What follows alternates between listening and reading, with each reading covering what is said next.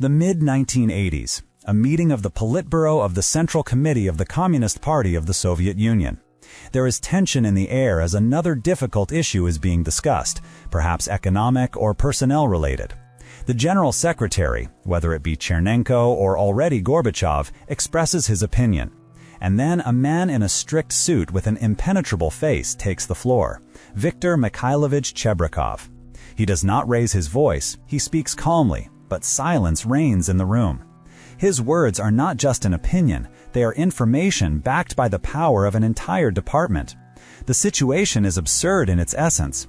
In a system where the first person is the General Secretary, the opinion of the head of the Special Services sometimes carries more weight. How did this become possible? To understand the Chebrikov phenomenon, we need to go back a little, to the era of Yuri Andropov. 15 years at the head of the KGB is not just any term. Andropov turned the committee into the intellectual and analytical center of the country, a state within a state. His authority was unquestionable. He was not just a security official, but an ideologist, a man who, as many in the elite believed, knew how things should be done. And it was this man who, upon becoming General Secretary, handed over the reins of the KGB to his trusted deputy, Chebrikov. Viktor Mikhailovich was not a random figure. He had come a long way from being an engineer at the Dnipropetrovsk metallurgical plant to becoming first secretary of the Dnipropetrovsk City Party Committee. He was an experienced party functionary who knew the system from the inside, not just a Chekist to the core. In 1967, Andropov personally invited him to Moscow to take up the post of head of the KGB's personnel department. It was a key position. Chebrikov became Andropov's eyes and hands in matters of personnel appointments. He was his shadow, his confidant. When Chebrikov took over the committee in December 1982, it was a clear signal to the entire party elite. He was the heir apparent. He would continue Andropov's line of restoring order, fighting corruption, and strengthening discipline. This mandate of trust from Andropov himself was his main intangible asset. He did not simply head the special services. He carried the banner of a man who was feared and respected by absolutely everyone. Therefore, when Chebrikov spoke, the figure of his powerful patron stood invisibly behind him, and this gave his words a completely different weight. Evening, the General Secretary's office in the Kremlin. There are stacks of documents on the table, but one folder stands apart. It has just been brought by a courier from Lubyanka. It does not bear the stamp Top Secret, only the modest inscription, to Comrade Gorbachev, MS, personally. Inside are not reports about spies or saboteurs. There is an analytical note about the mood among miners in Kuzbas, information about behind-the-scenes conversations in one of the Republican Central Committees, and, possibly, several sheets with a transcript of a telephone conversation of a certain minister who spoke too freely about the party's new course. This imaginary scene is the essence of Chebrikov's second source of power. He was the country's chief information monopolist. All the threads converged in his hands. Foreign intelligence, First Chief Directorate. What do they really think in Washington about perestroika? What are the real economic problems in West Germany? These questions were answered not by diplomats from the Foreign Ministry, but by KGB agents. Their information was more up-to-date, and it was believed more objective. Counterintelligence and political investigation, Second and Fifth Directorates. What is happening inside the country? What is the mood among the intelligentsia? Are strikes being prepared in the factories? Which party officials are playing a double game? All this information was sent to Chebrikov and then, in filtered form, to the General Secretary. The Ninth Directorate of the KGB. Personal security for top leaders. These people did not just provide protection. They heard everything. Conversations in cars, in the corridors of dachas, on holiday. They were the ears of the KGB in the inner circle of power. The head of the KGB was not just a security guard or spy. He was the country's chief analyst and sociologist. He knew the real state of affairs, unlike many members of the Politburo who only read embellished reports from the field. When the situation in a particular region was discussed at a meeting, the minister could cite official growth figures. But Chebrikov could put a report on the table stating that a social explosion was brewing in that region due to a shortage of soap. And his information was believed more. In addition, there was another darker side to this power: compromising information. The safes at Lubyanka contained files on every significant figure in the USSR. Sins of youth, careless statements, dubious connections, financial violations. No one knew for sure what was in their personal file. The very existence of these files created an aura of omniscience and danger around Chebrikov. No one wanted to be the subject of another analytical note that would end up on the General Secretary's desk. Thus, Chebrikov's power was based on two pillars: the inherited authority of Andropov, which gave him the moral right to act harshly, and total control over information, which made him indispensable and dangerous to the entire party elite. It was this combination that made even those who were formally above him in the state hierarchy listen to his opinion. But there was a third, equally important component of his power, which could be called the party's surgical scalpel. Under Chebrikov, the KGB, continuing Andropov's line, became the main instrument in the fight against what was eating away at the Soviet system from within: corruption and the decay of the party nomenclature. The high-profile cases of the late 1970s and early 1980s, such as the Fish case, the Sochi Krasnodar case, or the case of Sokolov, the director of the Elisyevsky delicatessen, who was ultimately shot, were only the tip of the iceberg. These operations were carried out by the KGB, and it was Chebrikov, while still Andropov's deputy, who oversaw many of them. When he himself headed the committee, this work not only continued but reached a new level. The most striking example was the Cotton case, or Uzbek case. This was not just a fight against embezzlement and theft. It was a full-scale purge of an entire Republican Party organization, the top echelons of which were mired in corruption, nepotism, and even linked to organized crime. KGB investigators working in the Glidlian and Ivanovov group uncovered schemes whereby millions of rubles from the state budget ended up in the pockets of regional party secretaries, ministers, and their relatives. Even Brezhnen's son-in-law, Yuri Cherbanov, first Deputy Minister of Internal Affairs of the USSR, became a figure in the case. This came as a shock to the party elite. It became clear that no one was untouchable anymore. Anyone, from a district committee secretary to a member of the Central Committee, could find themselves under scrutiny. And the instrument of this purge was not party control or the prosecutor's office, but the KGB under Chebrikov's leadership. He came to be perceived as a kind of supreme inquisitor, a man who could destroy any career. When such a man entered the Politburo meeting room, everyone present involuntarily imagined the situation in relation to themselves. Was there anything in my biography that might interest his agency? A careless conversation recorded by a 9? An old friend who had been compromised? A gift from the leader of a Caucasian republic that could now be interpreted as a bribe? This unspoken fear was a powerful lever of influence. Chebrikov did not need to make threats. His mere presence was enough. His reputation worked for him. Moreover, this fight against corruption gave him a unique position in the eyes of society and even part of the party. Against the backdrop of the aging and out-of-touch members of the Politburo, Chebrikov and his department looked like a force trying to restore order, return the country to Leninist norms, and end the stagnation. This created an image of him not just as the chief Chekist, but as a statesman who cared about the purity of the ranks. And when Gorbachev began perestroika under the slogans of acceleration and purification, Chebrikov initially appeared to be his natural and most powerful ally. Chebrikov's personal transformation is also interesting.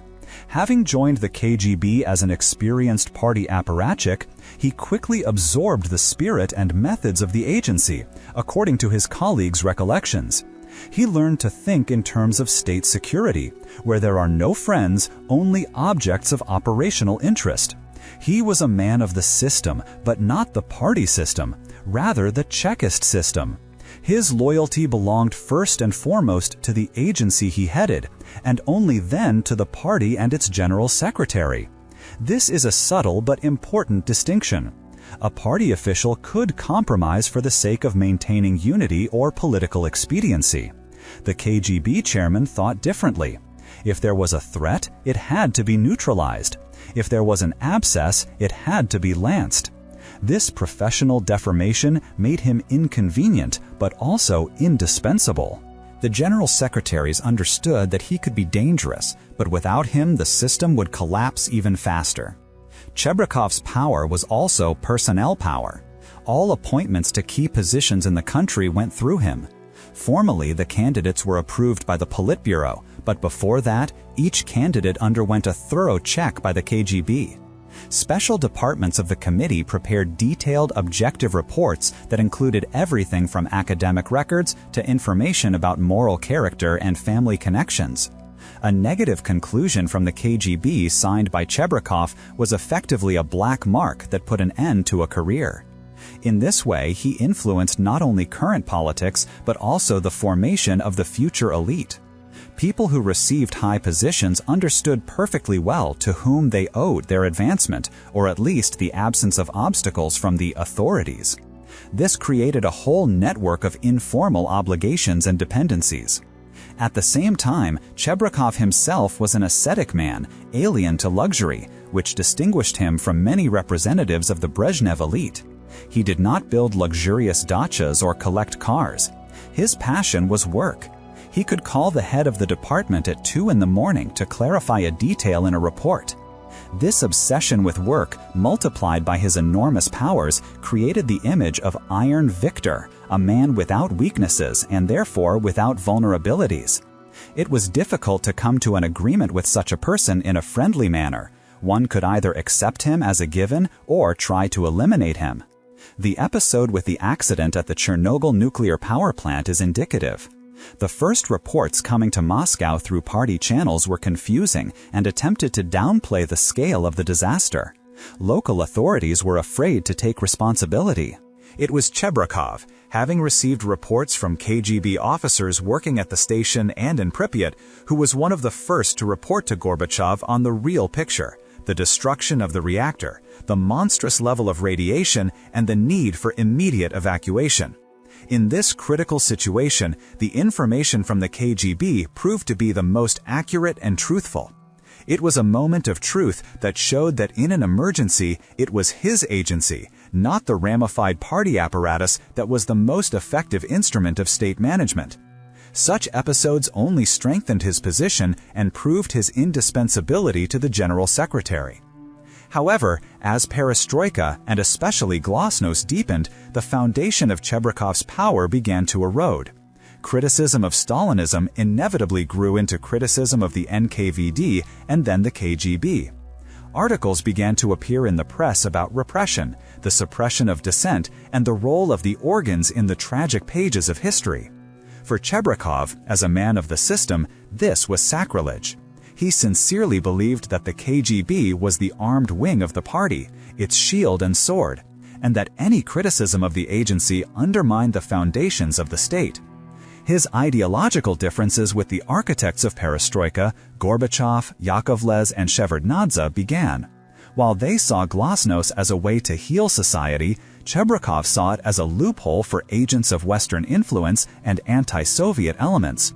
He increasingly left notes on Gorbachev's desk warning him about dangerous trends in the press, the growth of nationalist sentiments in the republics, and the subversive activities of informal associations. At first, Gorbachev listened, but over time these reports began to annoy him. The General Secretary reproached Chebrikov for thinking in old categories, not understanding the essence of democratization, and trying to intimidate the leadership. The culmination came in 1987 with the case of Matthias Rust, a German pilot who landed his plane on Red Square. It was a resounding failure not only of the air defense system, but also of the KGB counterintelligence, which missed the flight. This incident gave Gorbachev a reason for a large-scale purge in the army, but it also dealt a blow to the reputation of the all-powerful KGB. It turned out that the shield was not so strong after all. The final break came at the 19th Party Conference in the summer of 1988. Chebrikov, true to his convictions, delivered a harsh conservative speech in which he effectively condemned the excesses of Glasnost and called for a stronger fight against ideological opponents.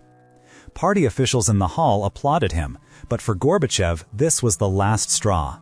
He saw Chebrikov not just as an opponent, but as the leader of conservative forces capable of slowing down reforms. The fate of the KGB chairman was sealed. In October 1988, Chebrikov was honorably removed from his post as KGB chairman and transferred to the position of secretary of the Central Committee for Legal Affairs. It was a gilded cage. He lost his main tool, the agency that gave him information, power, and fear in the eyes of his opponents.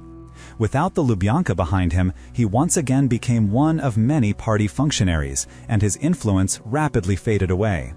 His departure symbolized the end of an entire era, an era when the head of the Secret Service could be a figure equal in influence and sometimes even surpassing the General Secretary himself. Power built on fear and information proved powerless in the face of Glasnost and the political changes that it itself had helped to set in motion. Moreover, his influence on the Politburo lay not only in providing bare facts, but also in interpreting them. The KGB's analytical departments, staffed by the best graduates of MGMO and the Institute of Asian and African Studies, were able not only to gather information, but also to present it from the right angle. A memo about a strike could be presented as the result of the machinations of Western special services, or as the consequence of mistakes made by the local party leadership. By shifting the emphasis, Chebrikov could push the General Secretary towards certain decisions, whether they were personnel changes or tightening ideological control. It was a subtle game in which the KGB chairman acted not just as an informant, but as a chief political advisor whose advice was backed up by the threat of operational measures. This was one of the main dramas of his relationship with Gorbachev. At first, their goals coincided. When Gorbachev came to power, he needed a strong ally to fight the old guard, Brezhnev's supporters, who sabotaged any changes.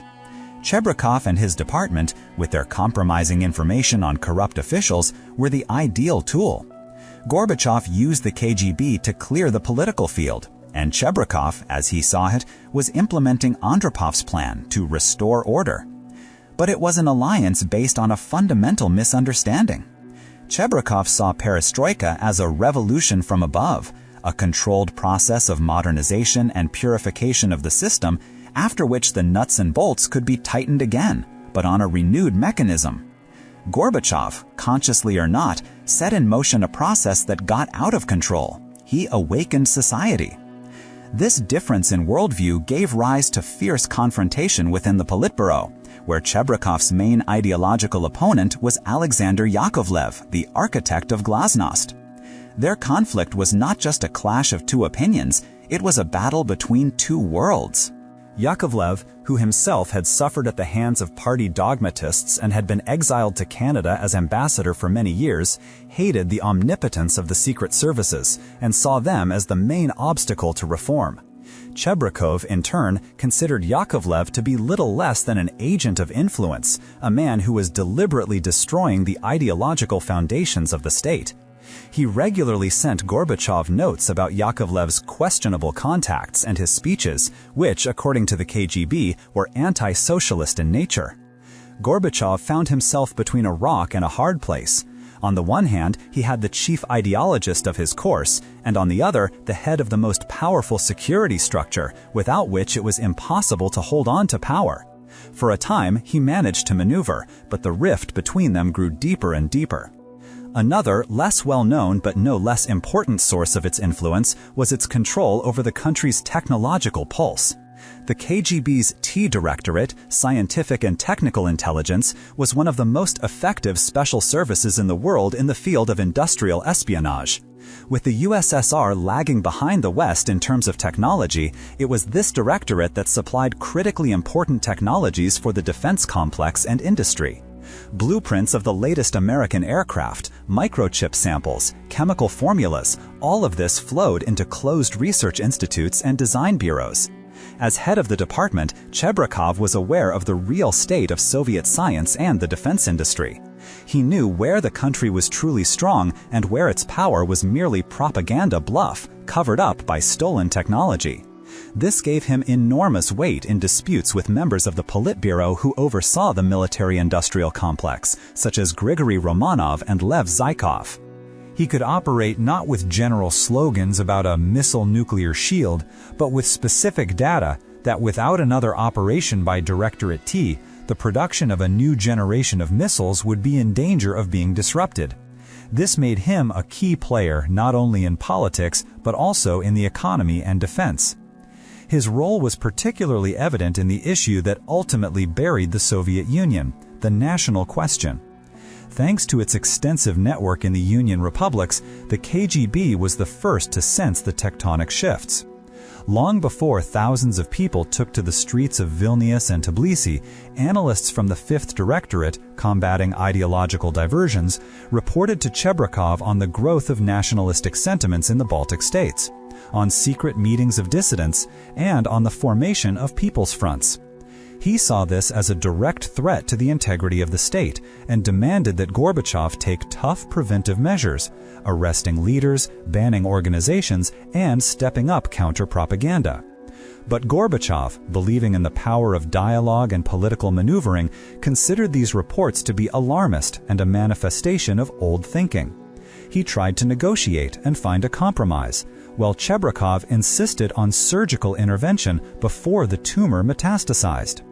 The events in Nagorno-Karabakh, Sumgait, and then in Tbilisi in April 1989, after Chebrikov had already left his post as head of the KGB, tragically confirmed that he was right in his assessment of the threats, although they did not justify the methods he proposed. He turned out to be a Cassandra, whose gloomy prophecies came true, but whose prescriptions for treatment were already unacceptable to a society that had tasted freedom. This inability to offer new political solutions to old problems became his main weakness. He was the ideal crisis manager for a stable, authoritarian system, but proved completely unprepared to work in the conditions of political turbulence that he himself had helped to provoke. Even after his transfer to the post of Secretary of the Central Committee for Legal Affairs, his shadow continued to loom over the country for some time. He oversaw the creation of new legislation, and many of the conservative norms enshrined in the laws of that period were lobbied for by him. But this was already inertia. Deprived of access to operational information, to the inexhaustible flow of data that formed the basis of his power, he quickly became an honorary pensioner. His speeches at the plenums of the Central Committee no longer caused the former excitement. Everyone understood that his words no longer carried the power of the Lubyanka. He could criticize, warn, call for order, but his blue-tide folder was empty. History had taken a sharp turn, and the man who had been its shadow conductor for so long found himself cast aside. His departure was not just a personnel reshuffle. It was the end of the era of KGB omnipotence as Andropov had created and consolidated it. The system he had tried so desperately to preserve was collapsing, and his resignation became one of the symbolic fragments of that collapse. Few people realized that Chebrikov's Fifth Directorate of the KGB was not just a punitive body for combating dissidents, but had become a gigantic sociological institute unparalleled anywhere else in the world. Its tentacles penetrated every pore of Soviet society. It was not just about wiretapping and reading letters. It was a systematic analysis of public sentiment. Thousands of agents and confidants in work collectives, institutes, and creative unions wrote not denunciations in the classical sense, but regular reports on what people were talking about in smoking rooms, what jokes they were telling, and how they were reacting to the latest party decree. The analytical departments at Lubyanka compiled this scattered data into a single picture, drawing up graphs of social well-being by region and social group. Chebrikov, therefore, came to the Politburo not with abstract fears, but with concrete figures and calculations. He could say, "Mikhail Sergeyevich, your speech on the anti-alcohol campaign has been generally well received, but in the working environment of the industrial cities of the Urals, it is causing a sharp rise in discontent, which, according to our forecasts, could lead to a 5 to 7% drop in labor productivity in 3 months." It was impossible to argue with this approach. He operated with facts, while other members of the Politburo operated with ideological clichés. He knew the country not from the reports of the regional committees, but from its living, uncensored voice, which his subordinates listened to around the clock. This exclusive sociology was his main weapon. Chebrikov's power was fueled by the deep institutional culture of the KGB itself. The committee had long ceased to be simply the armed wing of the party. It had turned into a closed caste, a kind of order of swordsmen, with its own ideology, its own shrines, Dzerzhinsky, Andropov, and a deep conviction that it was they, and not the temporary party leaders, who were the true guardians of the state. Within the department, there was a contemptuous attitude towards the party nomenclature, which was considered mired in corruption and idle talk.